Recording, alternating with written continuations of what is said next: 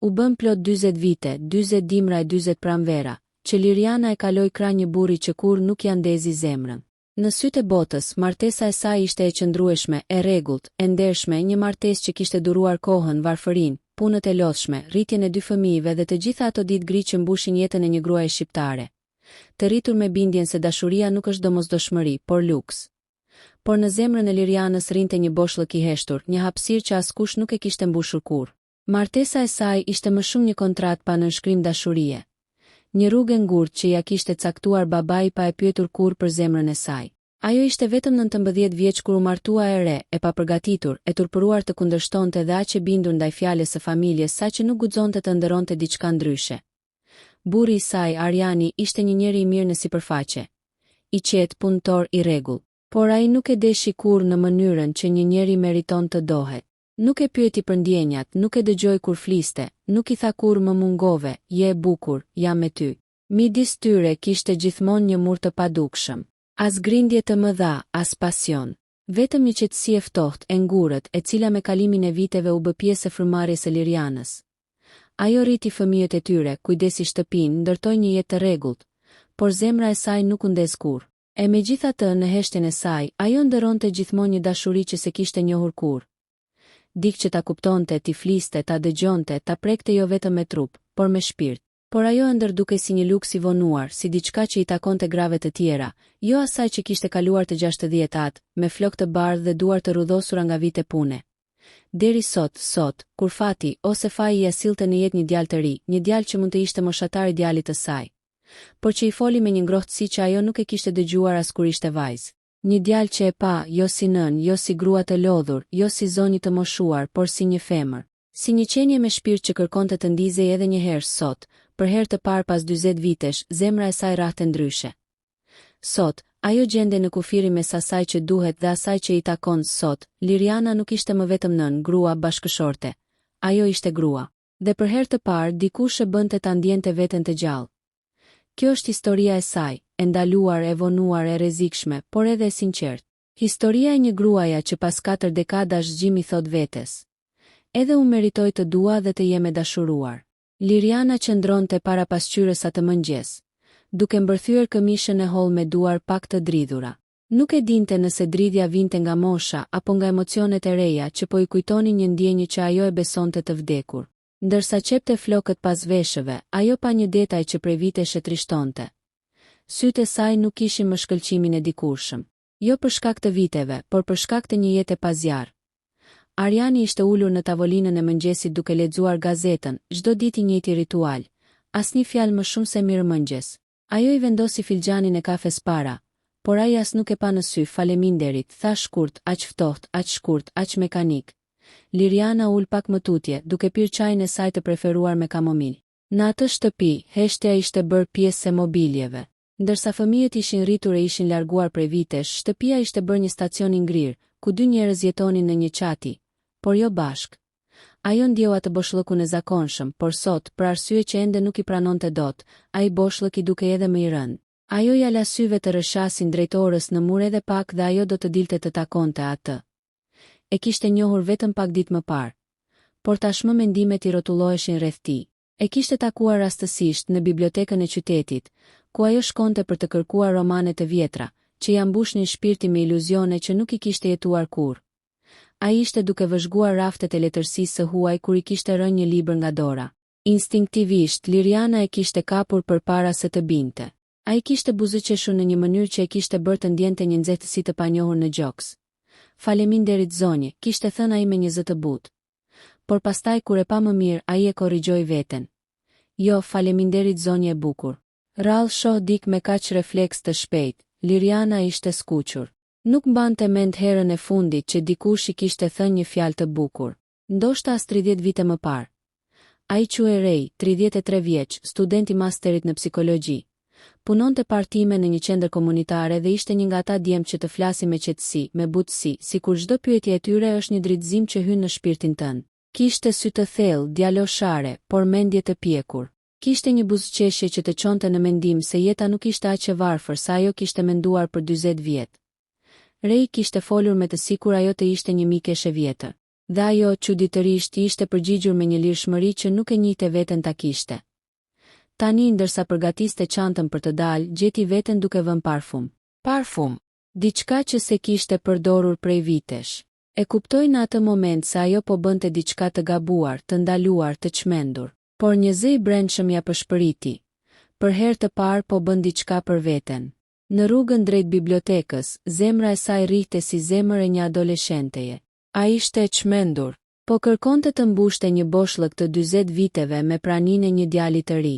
Po vraponte pas një iluzioni, ndoshta. Por ajo kishte të drejtë të ndjehej gjallë, qoftë edhe për një ditë. Kur hyri në bibliotek, e pa Reinin ulur pranë dritares me një libër në duar. Ai ngriti syt dhe e pa. Buzëqeshi në një mënyrë që as burri i saj nuk e kishte bërë kurrë. E dija që do vije, i tha. Sytë e tu e kanë atë dritën që ka dikush kur e mba një premtim të heshtur. Ajo qeshi lehtë, e hutuar, e turpëruar, e lumtur. Nuk të premtova asgjë. Po, u përgjigja ai, por ndonjë premtim nuk thuhet me fjalë. Thuhet me mënyrën si largohesh, duke u kthyer për të parë një herë pas, ajo u ul pranë tij. Nuk e kuptonte çfarë po ndodhte me të. Por për herë të parë në jetë nuk donte të analizonte. Donte vetëm të ndjente. Ai mori dorën aq butë, aq me kujdes, sa ajo ndjeu një rrjet të ngrohtë që i kaloi nëpër trup. Pse më sheh kështu? Pyeti ajo, sepse je e bukur, tha ai pa asnjë hezitim. Dhe sepse ke syt më të trishtuar që kam parë ndonjëherë tek dikush që ende ka kaq shumë dashuri brenda vetes.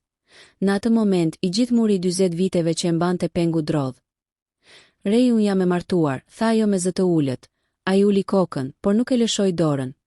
Unë nuk të kërkova asgjë, vetëm të jem pranë teje, të dëgjoj, të jem dikush që të sheh nëse ti e lejon. Ajo ndjeu syt të mbushën me lot. Kaq pa kërkonte ajo. Vetëm të ndije e parë dhe sot në atë dritare të bibliotekës me një djalë të ri që i prekte dorën me butësi. Ajo e kuptoi. Nuk ishin vite që e kishin plakur. Ishte mungesa e dashurisë. Rei afroi fytyrën ngadalë, duke respektuar çdo centimetër të hapësirës së saj. Nuk e puthi. Ai e dinte se ajo kishte nevojë për diçka tjetër para puthjes. Mirëkuptimin, liri. Ashtu e quante vetëm ai. Nuk dua të marr, dua të kthej ty tek vetja jote. Tek gruaja që ti ke qenë dikur. Ajo që ke humbur. Ajo mbështeti kokën në supin e tij. E vogël, e thyer, por njëkohësisht e lehtësuar. Nga ajo ditë, ajo e kuptoi se jeta i jepte një shans që ajo nuk guxonte ta kërkonte. Një shans për të qenë gjallë. Një shans për të njohur dashurinë, edhe nëse vinte shumë vonë, një shans për veten. Dita e takimit të dytë erdhi më shpejt nga sa Liriana e kishte menduar. Që prej çastit kur u kthye në shtëpi pas atij mëngjesi në bibliotek. Ajo ishte një grua tjetër. Nuk ishte më heshtura që ecte me hapa të lehtë për të mos e trazuar askënd. Nuk ishte më ajo që humbiste me spunëve të shtëpisë dhe heshtjes së frigoriferit. Jo, kishte diçka ndryshe në frymëmarrjen e saj, në ritmin e hapave, në mënyrën si shikonte dritaren, në mënyrën si I lidhte flokët. Ishte një lloj energjie, një nxehtësi e brendshme që e kishte humbur prej dekadash. Por faji gjithashtu ul në tryezën e saj si një mysafir I padëshiruar. Ndonjëherë dukej se po e tradhtonte veten më shumë se sa bashkëshortin. Po e tradhtonte versionin e saj të vjetër. Atë grua që ishte mësuar të heshte dhe të duronte. Po e tradhtonte rregullin, moralin, të gjitha ato kufi që shoqëria I kishte ngulitur në zemër që kur ishte vajzë. E megjithatë zemra I rrihte prapë për Rein. Mbrëmjen e atij takimi të parë, ajo nuk ngri pothuajse asgjë. Ariani e vuri re, je mirë. E pyeti pa ngritur kokën nga televizioni. Jam pak e lodhur, u përgjigj ajo shkurt. Po fle më herët, ndoshta ai nuk pyeti më. As nuk u mundua ta afrohej. Në një farë mënyre, kjo e shtyu edhe më shumë Lirianën drejt Reinit. Kjo indiferencë, kjo boshësi, kjo mungesë e një si ndihesh vërtet. Ishte arsyeja pse ajo nuk e kishte dashur kurrë. Gruaja nuk ka nevojë për luks, por për vëmendje. Dhe Liria nuk e kishte pasur kurrë. Takimi I dytë të nesërmen, para pasqyrës, Liriana ndjeu një emocion që e mori në befasi. Ajo zgjodhi një shall të hollë ngjyrë blu të butë, atë që ja kishte dhuruar vajza vite më parë, dhe që rinte ende I pathyer në dollap. Ajo veshi një bluzë të thjeshtë, por elegante, diçka që nuk e kishte veshur prej kohësh. Zemra I rrite më fort, por ajo nuk e ndaloi veten. Është vetëm një takim për kafe, vetëm bisedë, I tha vetes. Por e dinte se ishin justifikime që e mbanin moralin e saj gjallë. Rei e priste jashtë bibliotekës, I mbështetur pas një peme me duart në gje. Kur e pa, buzëqeshi si ta kishte pritur gjithë ditën. Nuk ishte buzëqeshja e një djali që po kërkon aventura. Ishte buzëqeshja e dikujt që gjen qetësi tek prania jote. Liri je e bukur sot. Fjalët i ranë në shpirt si reshjet e para të pranverës. Ajo uli sytë e turpëruar, se di pse vi, i tha me zë të dridhur, e di, tha i qetë. Sepse ke nevojë të flasësh. Sepse ke nevojë të jetosh pak për veten. Ai zgjati dorën me butësi. Hajde të pim një kafe. Sot është dita jote. Ajo e kapi dorën pa menduar 2 herë. Dhe ai çasti thjesht ndryshoi gjithçka. Kafeja që hapi shpirtinata ulën në një lokal të vogël të fshehur me spemëve. Ishte një vend i qetë, si krijuar enkas për biseda të ndjera. Muzikë butë, tavolina prej druri, arom kafe të freskët. Pasi porositën, reje pa drejtë në sy. Liri dua të pyes diçka. Nëse nuk do të përgjigjesh, nuk të detyroj. Ajo mori frymë thellë. Pyes, i tha. Ai e lumtur në martesë, një pyetje e thjeshtë. Por ai e hapi plagën që ajo e kishte mbuluar me qetësi të detyruar për 40 vjet. Syt i lotuan me një herë. Ajo uli kokën, pastaj pas një pauze të gjatë tha. Nuk kam qenë e lumtur asnjë ditë, por e kam mësuar veten të hesh. Të mos kërkoj më shumë. Të mos pres asnjë gjë. Ai kapi dorën butë. Njeriu jeton vetëm një herë, Liri. Dhe dashuria nuk është luks. Është e drejtë. E njoh atë shikim që ke, është shikimi i dikujt që ka mbajtur veten të mbyllur për shumë gjatë. Ajo e ndiu fytin që i shtrëngohej. Jam 60 vjeçe, Rej, çfarë mund të filloj tani? Ku mund të shkoj? Ai përkul kokën lehtë. Mund të fillosh tek vetja. Tek ajo që ke harruar. Tek ajo që ke varrosur. Nuk po të kërkoj të rrëzosh martesa. Nuk po të kërkoj të ndryshosh jetën. Po të kërkoj vetëm të mos e vrash veten për një zemër që do të ra edhe pak. Ajo uli syt nga duart e saj. Të rudhura, të lodhura, plot kujtime e punë. Por Rej mori në duart e tij si të ishin diçka e çmuar. Janë duar të bukura, Liri. Janë duar që kanë punuar, kanë dashur, kanë dhënë. Por nuk ka marrë mjaftueshëm, lotët i zbritën faqeve. Ajo nuk ishte mësuar me fjalë të tilla. Dhe pikërisht ky ishte problemi i jetës së saj. Konflikti i brendshëm pas kafes, Rej e shoqëroi deri te parku pranë lumit. Ata ecën ngadalë, pa folur shumë. Heshtja midis tyre nuk ishte as pak e rëndë. Ishte ngushëlluese. Por ndërsa ecin, Liriana ndjeu një tjetër emocion që e shqetësoi, frikën, po më sheh dikush, po më merr vesh dikush, po më dënon Zoti, po më gjykon fëmijët, po më la Arjani. Në të njëjtën kohë një pjesë e saj i thoshte. Deri kur do jetosh për të tjerët, a se meriton dot një grimc lumturie? Rej e vuri re se ajo po lëkundej. Ke frikë, tha i qetë. Ajo nuk e mohoi. Po kam shumë frikë, e kuptoj. Por dua të dish diçka, Liri, edhe nëse një ditë vendos të mos më takosh më. Edhe nëse largohesh, unë jam mirënjohës që uleshe pranë meje. Se më besove. Se ma le të prek shpirtin tënd. Ajo e pa drejtë në sy. Pse e ka që mirë me mua? Nuk të duke me tepërt, ai qeshi me një butësi që e lëkundi. Ti nuk e kupton sa e bukur je. Jo bukur je trupit, bukur je shpirtit. E rrallë, e butë, e pjekur. Unë të admiroj. Jo për moshën, por për mënyrën si flet, si mendon, si dëshiron edhe pse nuk e pranon Liriana Shtangu. Askush nuk i kishte folur kur ashtu, jo një burr. Jo me admirim, jo me ndjenjë. Çasti i parë i afërsisë u ulën në një stol pranë ujit. Për pak, askush nuk foli. Era e lehtë i lëvizte flokët. Uji lëkundej butë. Dhe papritur pa e pyetur, Rej vendosi dorën e timbit të saj. Ajo u drodh jo nga frika, por nga ndjenja. Ishte hera e parë në 40 vite që dikush e prekte jo si detyrim, jo si zakon, por si dëshirë sinqert. Dora e tij ishte e ngrohtë, e sigurt. Ajo nuk e tërhoqi dorën. Nuk mundi, më lejo të jem pranë teje, Liri, i tha ai me zë të ulët. Jo për të marrë zemrën, por për të kthyer atë që ta kanë marrë. Ajo e ktheu kokën ngadalë dhe takoi shikimin e tij. Ishte një shikim i plot, i sinqert. Pas një interes tjetër veç e dëshirës për ta parë atë të lumtur. Zemra e saj u çakordua. Ajo u afrua pak pa e kuptuar. Ai gjithashtu, midis tyre mbetën vetëm centimetra. Ajri u mbush me një tension të ëmbël. Rej nuk e preku, nuk e puthi, nuk i kërkoi asgjë.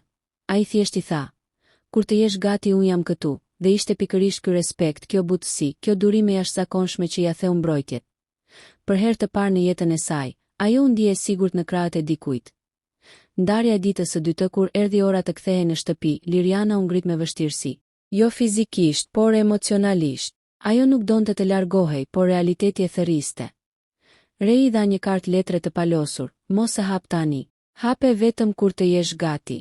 Nuk ka asgjë të keqe brenda, vetëm diçka që dua të ta them pa të tronditur. Ajo mori kartën, e fus në çantë dhe e përqafoi shkurt. Por përqafimi nuk ishte i shkurtër. Ishte i gjatë, i butë, i ngrohtë. Ajo ndjeu trupin e re të fortë, të sigurt, të gjallë. Ndjeu aromën e tij, nxehtësinë e tij, ndjeu diçka që e bëri të dridhej, shpresën, ai ia puthi ballin. Vetëm ballin me shumë respekt. Shihemi kur të ndihesh gati, i përshpëriti, dhe ajo u largua me hapat më të pasigurt e më të lumtur që kishte bërë ndonjëherë. Në shtëpi, ndërsa Ariani flinte në koltukun e tij, ajo u fut në dhomë dhe hapi kartën. Brenda ishte një fjalë e shkurtër. Gruaja që ri brenda teje meriton të dalë në dritë. Dhe unë dua ta shoh. Lotët i ran faqes jo nga dhimbja, por nga ringjallja, dhe aty e kuptoi. Historia e saj sapo kishte filluar. Dhe ajo nuk ishte më e gatshme të jetonte në hije. Të nesërmen, Liriana u zgjua ndryshe. Nuk ishte lodhja që i përplaste trupin çdo mëngjes. Nuk ishte rutina që i rinte mbi shpirt si një re e rëndë. Ishte diçka tjetër. Një dritë e vogël, një dridhje e brendshme, një ndjenjë që e kishte harruar prej shumë kohësh, herët në mëngjes, ndërsa hapi perdet dhe pam qiellin e zverdhur, ajo e preku ballin me gisht aty ku Rei e kishte puthur. Për herë të parë në dekada, ajo u ndje si një grua, jo si një nën, jo si një bashkëshorte, jo si një kujdestare pavlerësuar, por një grua që dikush e shihte, e dëshironte, e admironte.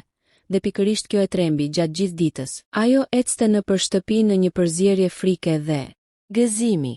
Kur Ariani ju afrua për t'i kërkuar diçka, ajo e ndjeu veten të përhumbur.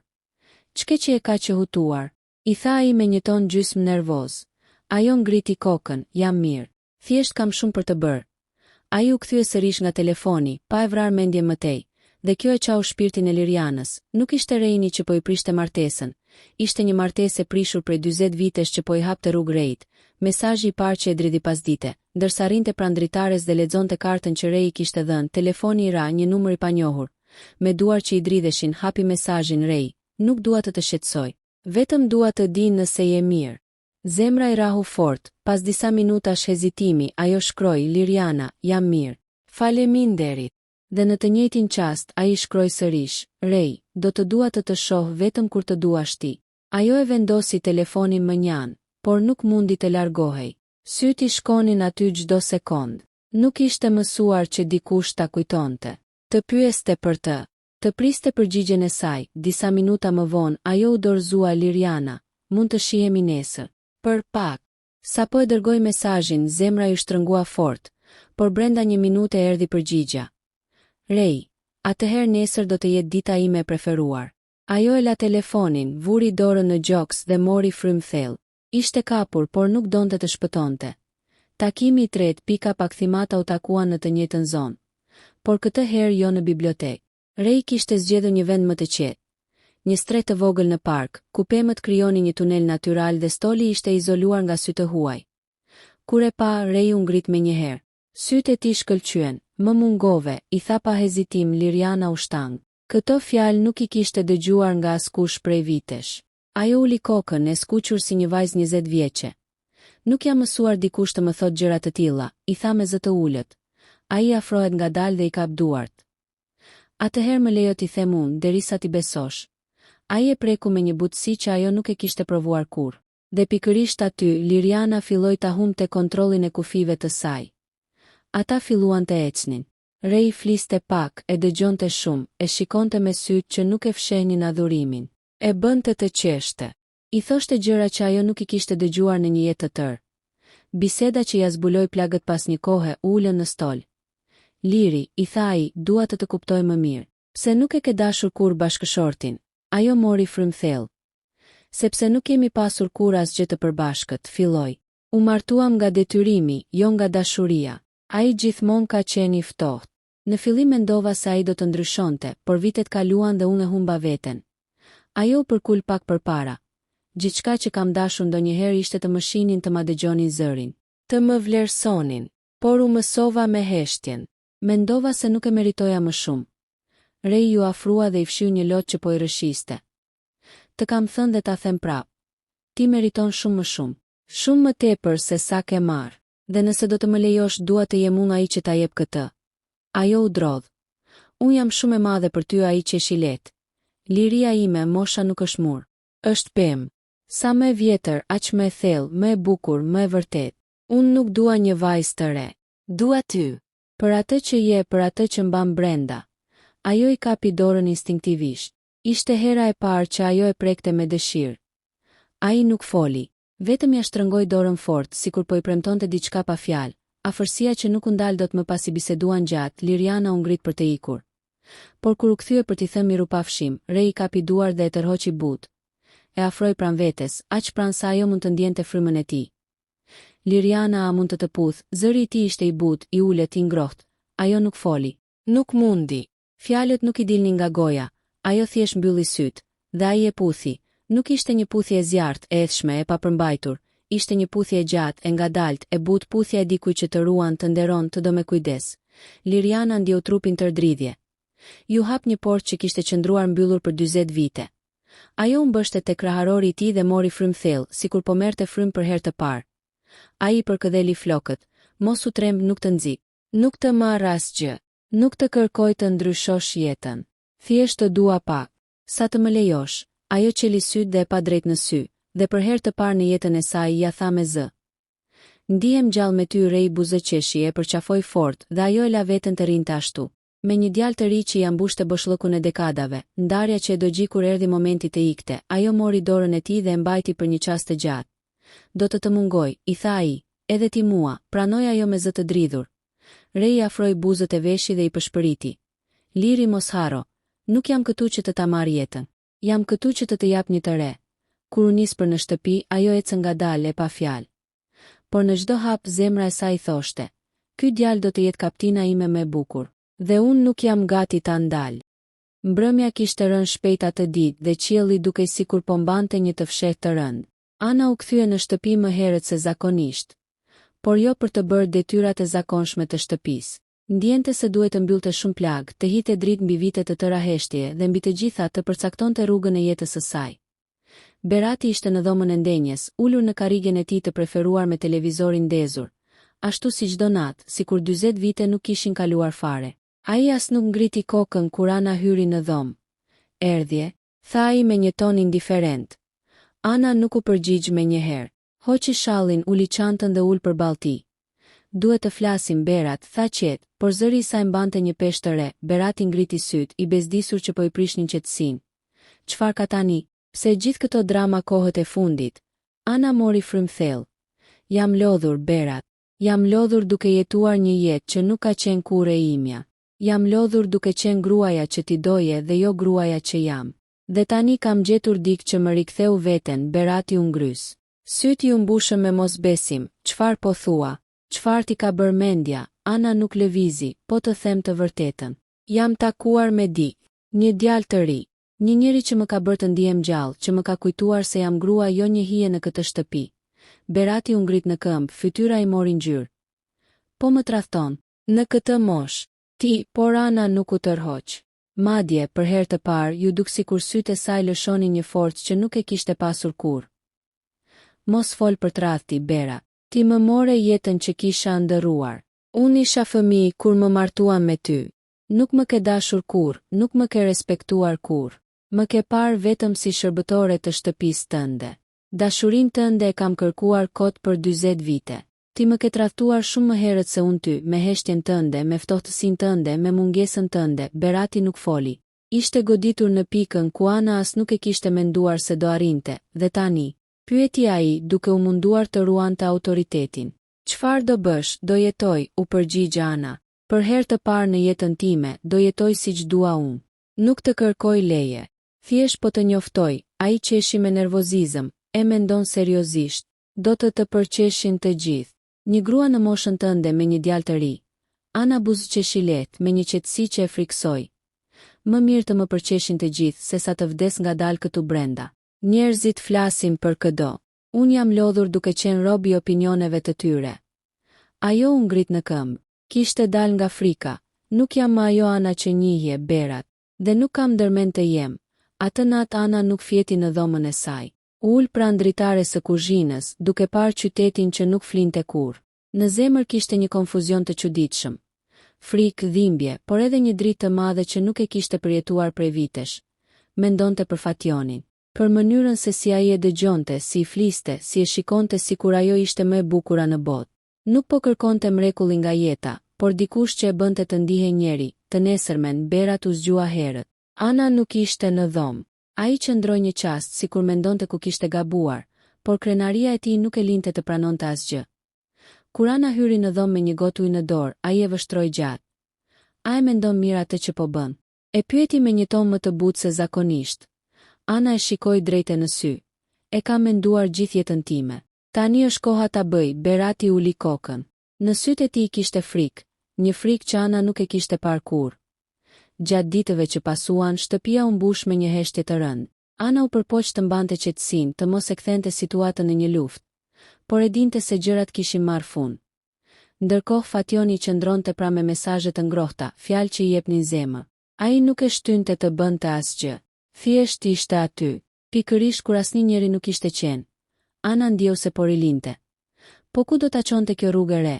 A do t'i duhej të ndahej nga burri i saj pas 40 vitesh martesë? A do ta pranonte familja?